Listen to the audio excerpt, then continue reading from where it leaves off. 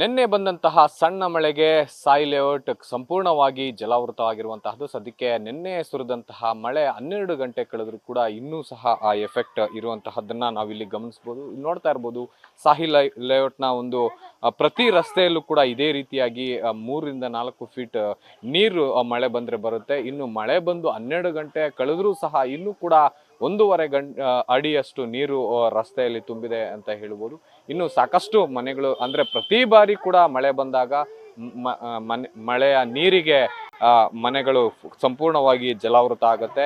ಇಡೀ ರಾತ್ರಿ ಜಾಗರಣೆಯಲ್ಲಿ ಇಲ್ಲಿನ ಜನ ತೊಡಗಬೇಕಾಗತ್ತೆ. ಇಲ್ಲಿನ ಜನ ಮತ್ತೊಂದು ವಿಚಾರ ಅಂತಂದ್ರೆ ಎಲ್ಲರೂ ಕೂಡ ಮನೆಗಳ ಬಳಿ ಓಡಾಡ್ಲಿಕ್ಕೆ ವಾಹನಗಳನ್ನ ಇಟ್ಕೊಂಡ್ರೆ ಇಲ್ಲಿನ ಜನ ಬೋಟ್ಗಳನ್ನ ಇಟ್ಕೊಳ್ಳುವಂತಹ ಪರಿಸ್ಥಿತಿಗೆ ಬಂದಿರುವಂತಹದ್ದು.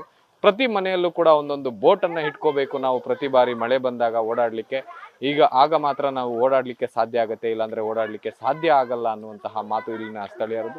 ಅದನ್ನ ಬಿಟ್ಟು ಸಾಕಷ್ಟು ಜನ ಈ ಒಂದು ಲೇಔಟ್ ಅಲ್ಲಿ ವಾಸ ಮಾಡ್ತಾ ಇದ್ದಂಥವ್ರು ಅಥವಾ ಬಾಡಿಗೆಗೆ ಇದ್ದಂಥವ್ರು ಕೂಡ ಇಲ್ಲಿ ಖಾಲಿ ಮಾಡ್ಕೊಂಡು ಹೋಗಿರುವಂತಹ ಮನೆಗಳು ಕೂಡ ಸಾಕಷ್ಟು ಇರುವಂತಹದ್ದು. ಮನೆಗಳನ್ನ ಖಾಲಿ ಮಾಡ್ಕೊಂಡು ಇಲ್ಲಿಂದ ಬೇರೆಡೆಗೆ ಶಿಫ್ಟ್ ಆಗಿರುವಂತಹ ಪರಿಸ್ಥಿತಿಗೂ ಕೂಡ ಇಲ್ಲಿನ ಸ್ಥಳೀಯರು ಬಂದಿರುವಂತಹದ್ದು ಅಂತಂದ್ರೆ ತಪ್ಪಾಗಲ್ಲ.